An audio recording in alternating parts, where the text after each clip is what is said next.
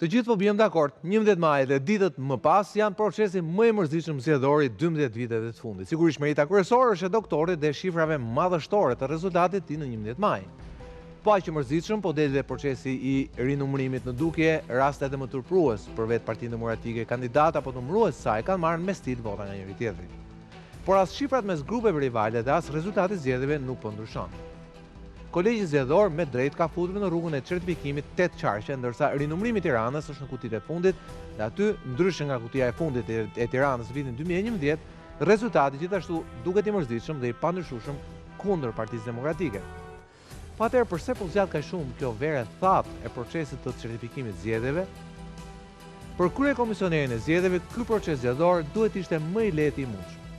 Personi që ka mbikëqyrë 2 rokada pushteti mes tuisë së forta që partiti kanë ngritur në zyrën e tij, 11 maj duhet ishte dita më e lehtë. Thuajse 0 incidente, plus një proces numërimi dhe votimi elektronik në Vorë dhe 110 që funksionoi si sahat zviceran. Më pas një proces votimi nga diaspora, një bast i tij personal që u duk se shkoi vaj. Iliran Celibashi jo thjesht u vu në krye të një KQZ3, por me një formull që e pat propozuar vetë. Pas votës së diasporës, atij i mbetej vetëm një sfidë, imponimi i votës dhe numërimit elektronik, për cilin ai kishte thënë se KQZ ishte gati, por duhej vullnet politik që ajo të vjen lëvizje. Por përse një proces pa incidente dhe i suksesshëm në disa aspekte delikate u duk se ngeli në vend në afrimin e mesnatës së 12 majit? Në fakt ne e dim përgjigjen. Sali Berisha përdori taktikat vjetra për një rezultat të ri, bllokim, bllokim, bllokim për të fituar dhe për të hyrë një humbje të hidhur. Nuk janë pak ata që u vjen keq për çka po i ndodh Partisë Demokratike dhe kreut saj, në kohë që Shqipëria po ecën para në rrugën e vet. Por dikush mendoi se mes tyre, pra këtyre që kishte ardhur keq, ishte edhe kreu i KQZ-s. Në rastin e Vorës dhe 110 u duk se zoti Celibashi i kurseu Berishës dozën e parë të rezultatit të humbjes. Më pas u duk sikur kreu i KQZ-s i toleroi demokratët në shumë prej kërkesave të tyre absurde për hapje kutish apo rinumërime siç po e tregojnë në fakte. Sot ama kur gjagra e qetësuar dhe trupi i drobitur i PD-s është përshtatur edhe me humbjen e fundit, shumë mendojnë se Celibashi kësaj radhe menaxhoi me qetësi tranzicionin e butë në Partinë Demokratike, jo nga opozita në pushtet, por nga spitali drejt banesës fundit, dhe të vdekurit nuk përfiten apo jo. Por realisht cili është reflektimi i Iliran Celibashit për zgjedhjet e 11 majit, tani që diçka mbaroi, për këtë do të flasim pikërisht me të sonte. Cikla.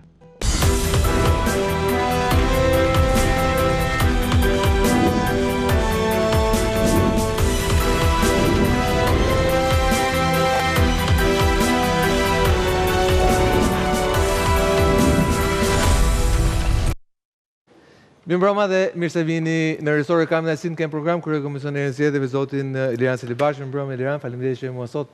Mirëmbrëma. Pavarësisht që në natën e 11 majit unë e Skënderit jemi grindur shumë fort. Jo në thel për ty, se sa për një çështje të vogël. Megjithatë, tash unë e thash në editorial, tani që gjakat kanë rënë, sigurisht që vërtetohet fakti që ti ke menaxhuar me gjakthotësi një moment ku tensionet ishin të larta dhe kjo është merita juaj. Kështu që në këtë pikë e kam thënë datë natë e them dhe sot, jeni personi më i vetëm që mund ta bëni këtë punë, edhe kur ne zbiem dakord në një herë, shqetësohen gjakat dhe themi, okay, ndoshta Ilirani kishte drejt. Megjithatë, menaxhuat një situatë që teorikisht nuk duhet ishte tensionuar për shkak se themi procesi zgjedhor shkoi shkëlqyer, e tregoi dhe raporti parë. Nuk është se ishte tensionuar. Nuk ishte, po. Dhe gjithçka u menaxhua, themi shkoi shumë mirë. Pavarësisht se pasaj me afrimin e mesnatës së 11 majit, pasaj këtu mund na tregoni ju çfarë gjam. Gjatë prezantoj të fjalët e mi, Ergys Mërtiri, mirëmbrëma Ergys, faleminderit që më sot. Martin Lega, mirëmbrëma Martin, dhe bashkëautori i sherrit të natës 11 majit Skënder Mixhozi, mirëmbrëma Skënder. Pra, zoti Celibashi, realisht jemi këtu për të folur edhe për reflektimin e procesit zgjedhor. Që unë mendoj ishte nga më pa incident, më pa ngjarje, të 12 ditët e fundit mendoj. E vërtet, dita e zgjedhjeve kështu ishte një proces i qetë, edhe u parapritej nga një fushat, nëse mund ta them këtë edhe pse dikush nuk e pëlqen të qenurit komentator, por nuk jam në pozicion e komentatorit këtu, po fushat shumë e qetë ishte. Të prezantimit të një fakti që është evident për këtë si parë kjo nga pikpamja personale, ashtu dhe nga pikpamja institucionale. Edhe dita e qetë, edhe dita e votimit është një ditë e qetë dhe mund të thuhet kështu edhe për procesin e numërimit të votave. Po, e vërtetë. Tani, zgjedhjet nuk kanë mbaruar në fakt një lloj mënyre, sepse jemi akoma në procesin e shqyrtimit ankimeve administrative nga KAS, jemi në procesin e rinumërimit disa kutive të votimit për disa qarqe, dhe për të dhënë një gjykim final të plot të qartë mbi këtë proces, duhet të presim verdiktin e KAS dhe në fund fare dhe të kolegjit zgjedhor. Nëse janë 8 qarqe që janë mbyllur tani. Po, Tirana është e fletë e fundit. Ngelen 4 qarqe, Tirana, Elbasani që janë qarqet më kryesore të themi, Tiranë, Elbasan, Durrës, këto kanë ngelur. Pra procesi edhe Fieri. Edhe Fieri kuptohet. Po megjithatë duket që procesi ka shkuar themi jashtëzakonisht mirë. Prandaj nuk kuptua kur emocionet e forta në mesnatën midis 11 dhe 12 majit. Pse janë emocionet kaq të forta? A keni pyetje për vete këtë? Edhe për vete kam patjetër. Patjetër kam edhe për vete, por ideja ishte që ideja ishte dhe këtë kam thjesht në nivel kurioziteti dhe do vi pyetjen dhe do lejmë përgjigjen tuaj. Që u fol që kishte një marrëveshje mes palëve, socialistët tanë ne nuk kemi marrëveshje, etj. Për mos nxjerrjen e rezultatit të numërimit elektronik të Vorës dhe të Kamzës. Dhe me thënë vërtetën, historia tregoi edhe nga rinumërimi që s'pati asnjë lloj ankese për ishte një vendim i imi në cilësinë si komisioner shtetëror i zgjedhjeve, jo si Ilirian Celibashi, nuk ishte një vendim im personal. Në respektim të një kërkese të Partisë Demokratike, e cila nuk vinte asesi në kundërshtim me ligjin, që kjo ka rëndësi të thuhet, dhe rrjedhimisht dhe vendimi im për ta shtyrë shpalljen e rezultatit të votimit nuk kishte absolutisht në kundërshtim me ligjin. Ligji detyron që ti duhet ta shpallësh rezultatin paraprak të zgjedhjeve jo më vonë se ora 22 e ditës pasardhëse. Jo shpallet në mëngjes në zgjedhje. Ne shpallën në mëngjes. Duke qenë se dhe këtu Partia Demokratike kishte një lloj të drejtë, të themi, e dha konsensusin pasi refuzoi fort në momentin e fundit që qofte edhe si pilot të aplikojë votimi elektronik, dhe vetëm në momentet e fundit pas negociatave që ne si KQZ patëm me Partinë Demokratike, ata u bindën dhe pranuan që se piloti ishte bërë në 2021 apo 2010 mos e bën. Sipas tyre, 2010. Po në 2021. Që ishte sukses dhe atë. Ishte sukses edhe në zgjedhjet e 2023-shit, po ishte sukses. Po, si dhe lokale. Po për 2023-shin ata patën konsiderata negative për votimin elektronik, Partia Demokratike. Pse qysh tek qëndrojnë, po e bëjmë këtë debat tani. Por ata nuk e donin. Dhe përsa kohë duke qenë se ishte partia kryesore dhe është partia kryesore e opozitës, e kundërshtuan fuqimisht aplikimin e votimit elektronik në shkallë të gjerë, biles gati nuk donin që edhe si projekt pilot të zhvillojë. Sikur se thash, pas diskutimeve të shumta, u bindë që edhe këtë radhë ta kemi pilot të zgjeruar pak më shumë. Për të kuptuar se sa e sigurt është pajisja. Pra, kur voton partin X, prodhohet fleta votimit për partin X, vota për partin X. Që do të thot, ne nuk po e bënim projektin pilot për të provuar se sa shpejt transmetohet rezultati, se kjo dihet, domethënë rezultati transmetohet koreale. Dhe testi nuk kishte të bënte me këtë. Testi kishte të bënte me funksionalitetin e pajisjes dhe me integritetin e pajisjes. Dhe ata me të drejtë thanë, shiko, ne ta kemi dhënë konsensusin për këtë. Gjithë rrjedha tjetër pasaj e procesit për a shpallë rezultatit do t'i nënshtrohet procedurës tjetër të votimit dhe të numërimit. Dhe nuk kemi asnjë arsye që për një njësi zgjedhore ta nxjerrim rezultatin në të qindën e sekondës, kurse të tjerë t'i nxjerrim nesër dhe pas nesër.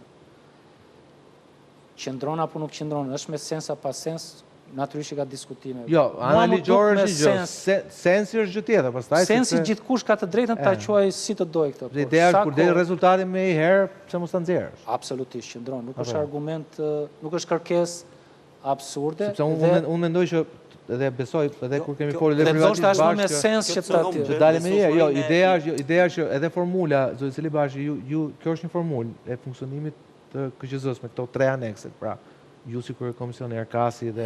Janë 3 organe në fakt. Janë 3 organe. Kjo është një formulë, unë e kam thënë publikisht, në korrigjon e sajnoj që besoj është unike.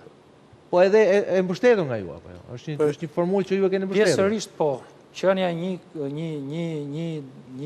përfaqësues, një individi, pasja një organi monokratik, kjo ka qenë ajo çfarë unë kam advokuar që prej 2001. Se mbajmë, prandaj, kemi folur edhe në program. Kjo ka një problem që cënon integritetin e procesit në një pikë. Në qoftë se një parti thotë që nëse i nxjerrim rezultatet e numrit elektronik tani, kjo demotivon numëruesit. Jo, nuk e thanë kështu ata. Kështu paktën, kështu e dëgjuam, kështu sigur justifikuar me sa mbaj mend paktën tani. Po, ata e vërtetë është që nuk e thanë dhe nuk e artikuluan publikisht. Kjo është arsyeja se për çfarë tjetër e bëjnë ata. Edhe një herë. Ka shumë sens dhe është më me sens që rezultati të përligjej kërkesa të themi e Partisë Socialiste që rezultati të shpallet më njëherë. Po nuk është dhe aq pa sens, bazuar në argumentin që unë dhash dhe backgroundin e dhënies së konsensusit të Partisë Demokratike për këtë proces, që rezultati të shpallet pak më vonë. Nuk e kam nga ana juaj. Domethënë ju jeni korrekt. Ju thoni që për të qenë korrekt të gjitha palët, ne zgjedhim që të mos ja prishim qeverin asnjërs palë dhe jemi në rregull. Jo, ka respektuar ligjin. Cilibashi thotë deri në orën 22 ditës pasardhëse kam qenë brenda ligjit. Kjo është kryesore. Pra mund ta nxjerrën 8 darkës datës 11, mund ta nxjerrën 8 darkës datës 12. Arsyeja pse kërkon pala, që është interesuar që ta vonojë nxjerrjen e rezultatit, prodhon një turbulli tek pakën publiku. Sepse ata thonë që... Pra është përballja e sensit ligjit me sensin komun, sensin e përbashkët. Pra ideja kur ti ke rezultatet zgjerë. Ne kemi bon sens për çdo gjë, por në momentin që ata thonë që nëse ne nxjerrim sot rezultatin, kjo do demotivoj numëruesit.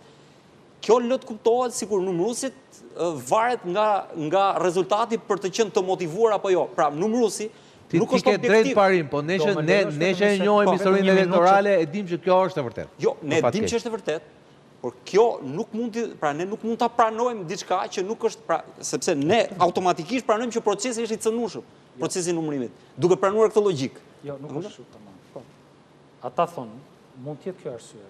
Në fakt, mbrapa. Unë besoj që kjo është arsyeja, se s'ka arsye tjetër, po. Ai thotë, shiko, unë për këtë proces të zhvilluar pilot kam nevojë të marr kohë për të parë, domethënë nuk duhet të na shpall rezultatin pa qenë i sigurt nëse që ky proces ka funksionuar shumë mirë. Dhe nëse ti nuk më jep kohë, nuk ke asnjë arsye pse të mos më japësh kohën, thotë ai. Në rregull. Jo, se do të dal diku tjetër. Më dëgjoj të lutem edhe. Dhe ai thotë, unë e kam pas dyshimin për funksionalitetin, për integritetin e këtij procesi. Dhe nëse ti më shpall rezultatin më njëherë, do të thotë që ti ke një arsye tjetër, një motivim tjetër për këtë gjë. Po e komprometon ti procesin, po e komprometon ti integritetin e gjithë procesit. Pse do ta shpallësh më njëherë këtë proces? Çat kushtoj shpallë 1 orë më vonë, 2 orë më vonë, dhe unë të marr kohë të bëj një lloj që ta di sa më shpejt. Po pjesë të publikut përfaqëson dhe opozita të qëndrueshme. Patjetër. Edhe ti do ta vendosësh balancë, mund të ke marrë vendimin e gabuar, po fakti tregoj që po gjykoj, fal. Jam plotësisht dakord. Se ka që një palë është interesuar, kështu dhe ti ja ke dhënë këtë.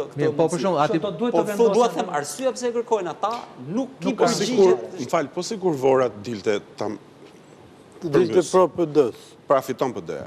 Do të supozojmë se zgjedhja. Nuk do ta kërkojnë. Jo, e di çfarë bën ata, se atëherë si do veproj? Vet ata, ato kuti votimi në të cilat dilnin para, i kanë publikuar.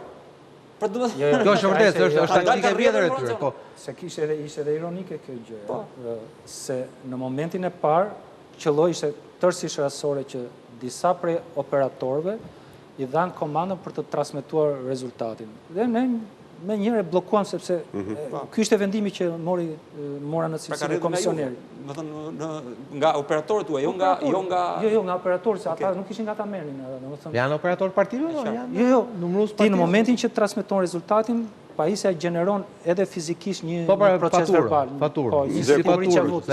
Si kupon.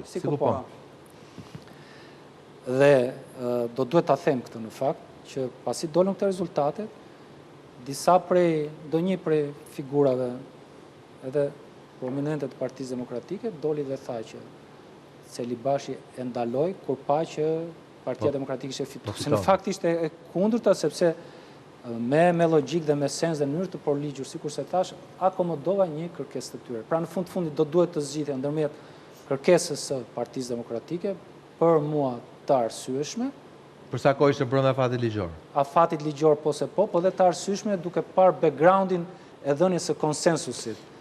Dhe kërkesës së Partisë Socialiste. Pra këtë dësha të pyesja, ka patur presion paralelisht nga Partia Socialiste që ju t'i nxirrnin ato rezultate? Absolutisht po, edhe nga të përligjur, edhe presioni tyre, sepse thonë, por ne kemi, edhe ne kemi dakordsuar për të aplikuar votimi elektronik, duke mbajtur në vëmendje që votimi elektronik përfshin dhe transmetimin e menjëhershëm të rezultatit.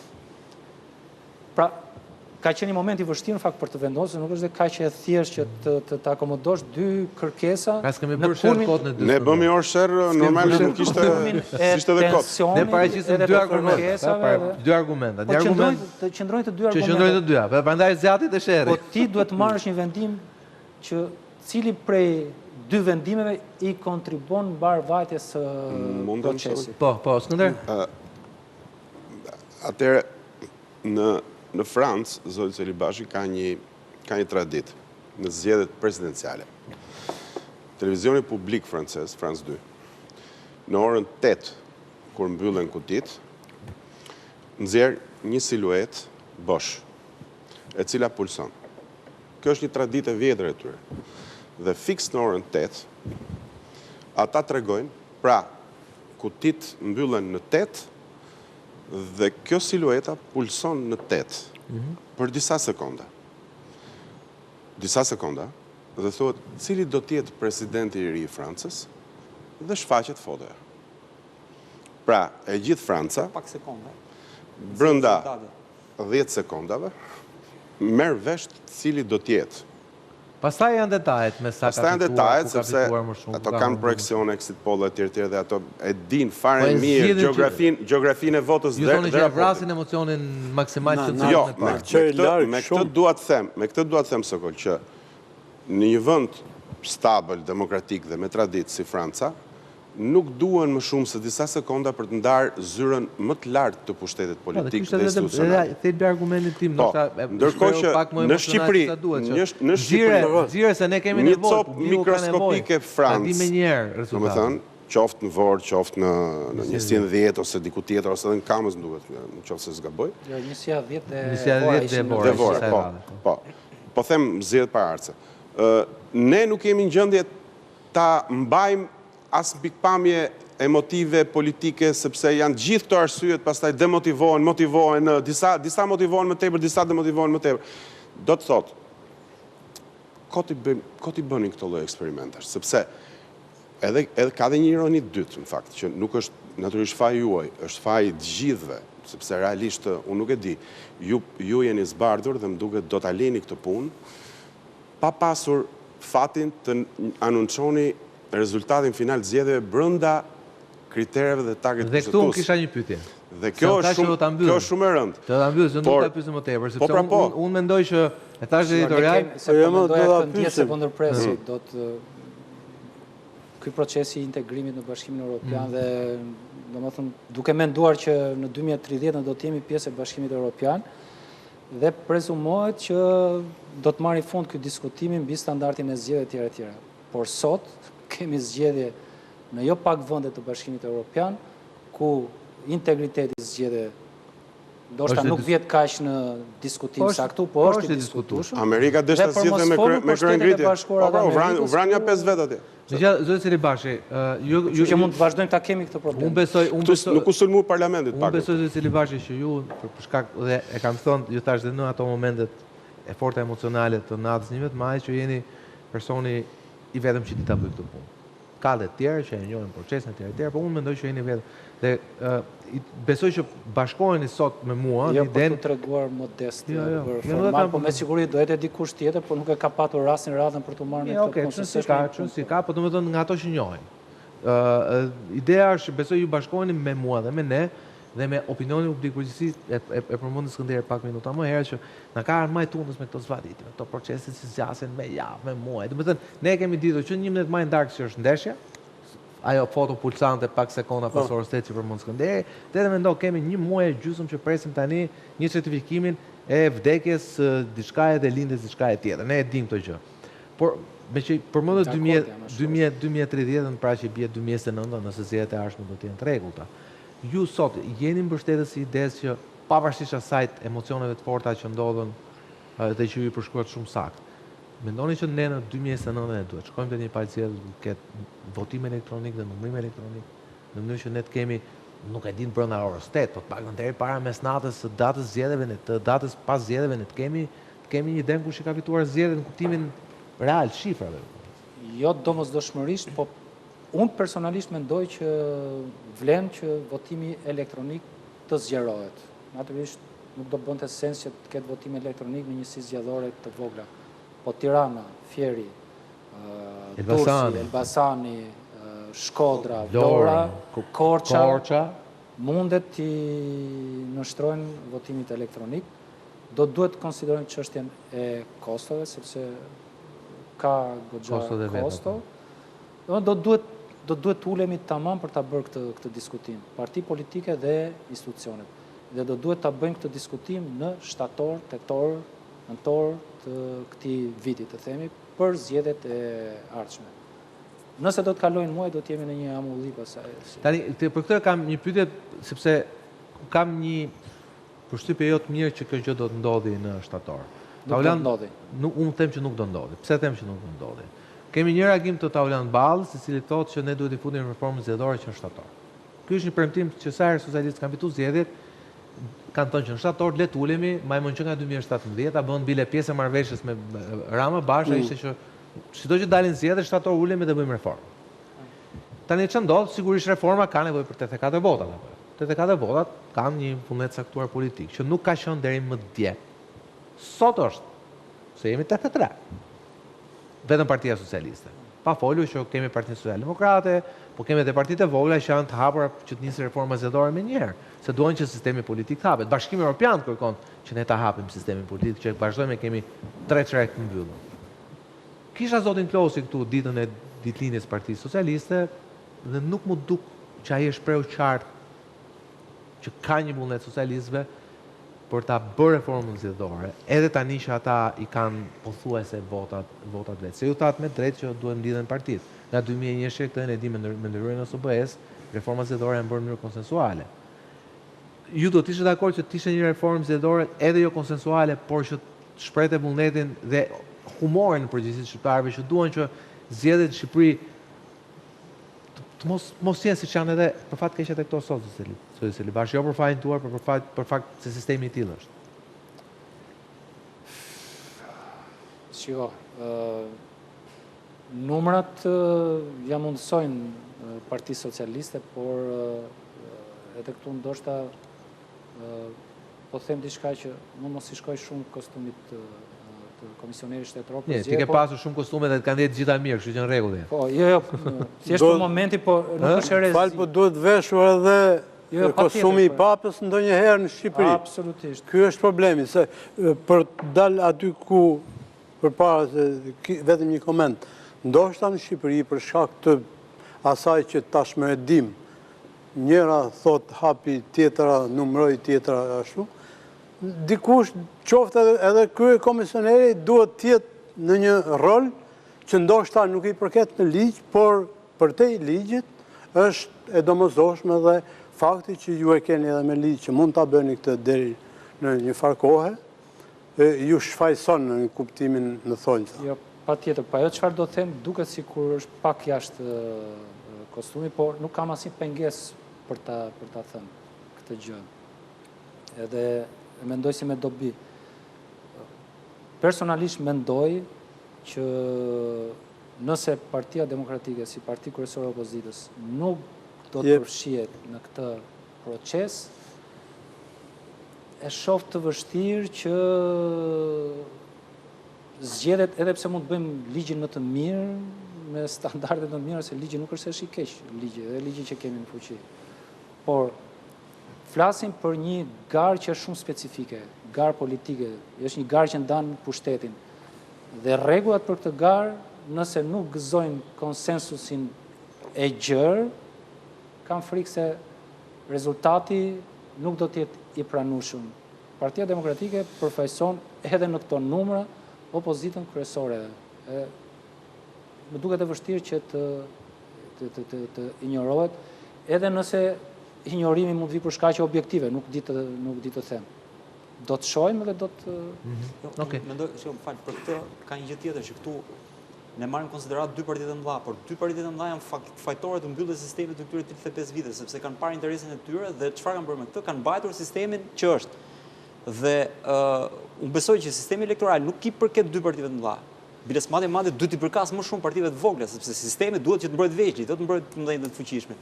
Dhe duke e kthyer në bipolarne të drejtën për të përcaktuar se si duhet bëhet sistemi zgjedhor, ne kemi përjashtuar partitë e vogla, po duke përjashtuar partitë e vogla, ne kemi deformuar vullnetin e popullit.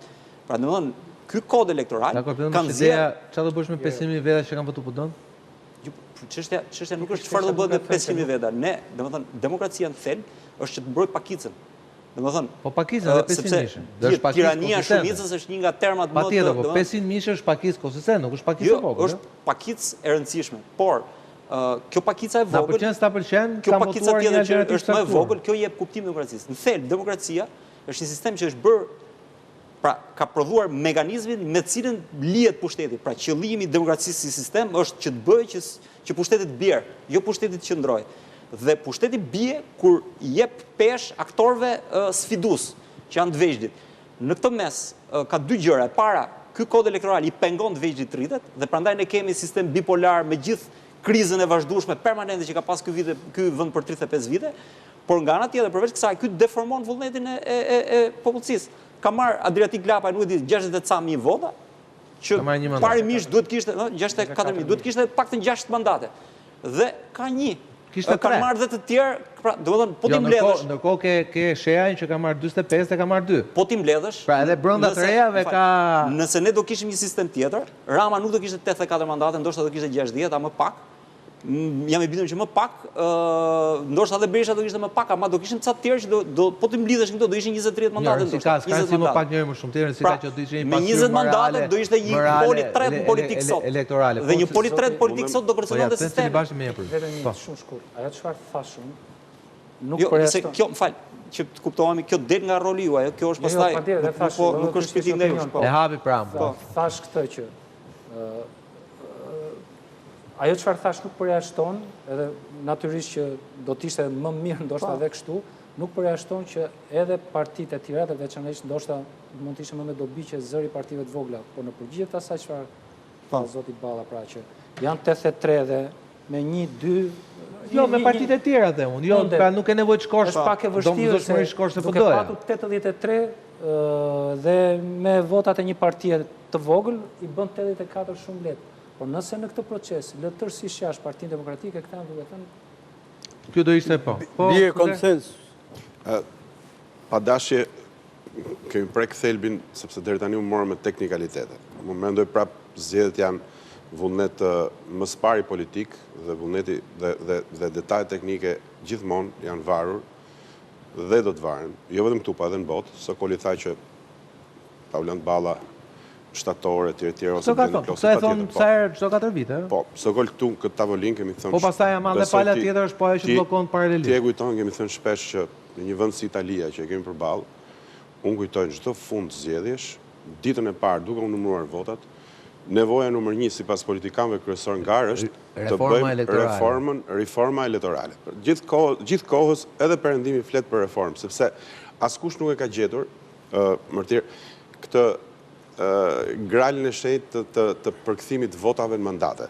Gjithmonë ka devijim. Gjithmonë ka debat dhe patjetër. Kjo që thua ti bën shumë sens dhe është problemi i problemeve dhe është problem politik në fakt, nuk është problem teknik sepse është ndarë politikisht. Patjetër.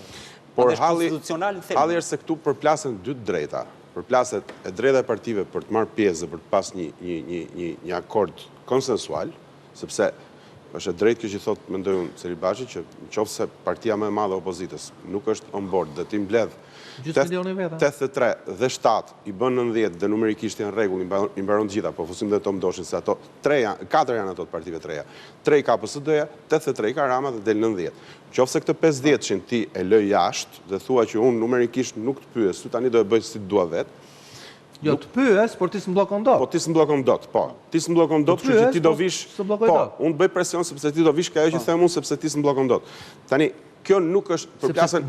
Sepse që ta sqarojmë këto, jo se e themi ne, këto e ka thonë Rama. Rama thot, unë e bëra me Berishën, thot sepse ai mblokon, ai ka votat, unë s'kam votat. Sokol, përplasën dy drejta. E drejta e gjitha palëve... Do bërë për vendin? Po jo, Rama ka treguar kur i ka pas votat. Rama ka bërë hoqi koalicionet në 2021. Përplaset e drejta e gjithëve për të thënë në tryezën e rregullave, për të thënë qëndrimin e tyre, Ama edhe një drejt tjetër dhe më e madhe, që u tha këtu në fillim, që për mua duhet tjetë dominante, po që partit janë struktura që kanë vendosur hilet para regullave, dhe ne po e jetojmë këtë punë, është nevoja e madhe që ky sistem të emancipohet.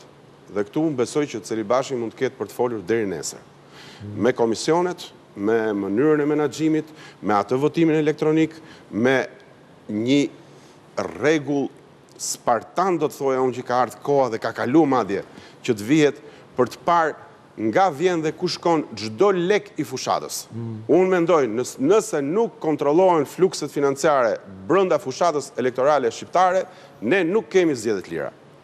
Partit janë thas me euro që lëvizin nga i vend tjetrin dhe këtu janë gjithë, tani njëri thes i madh, tjetri thes i vogël, parimisht nuk ndryshojnë sepse të gjithë janë pjesë, apo jo. Në qoftë se financat... Ideja është brenda teme duke qenë kriminalet në gjitha rastet, por kur ti mendon që partia që është në pushtet ka para për të përdorin influencën e vetë, është brenda prapë është ilegale, kriminale, por është brenda logjikës, jo të pranimit, por të kuptimit gjë. Po ku ti shikon që partia është në opozit, pastaj harxhon $6 milion $6 milion për të bërë lobim. Atëherë dalim tek ajo që thonë. Atëherë këtu nuk ka të varfër, këtu ka vetëm njerëz që përpiqen të blejnë dhe të shesin vota gjithë ditën dhe të trafikojnë influencë. Dhe çfarë tregon një gjë tjetër? Kjo çon, kjo që thash unë.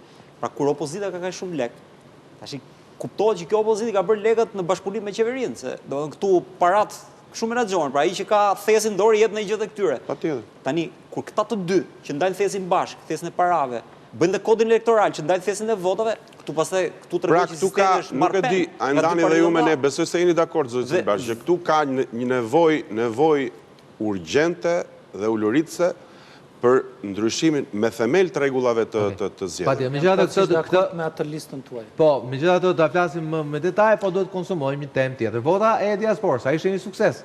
Ju kthehemi pas pak.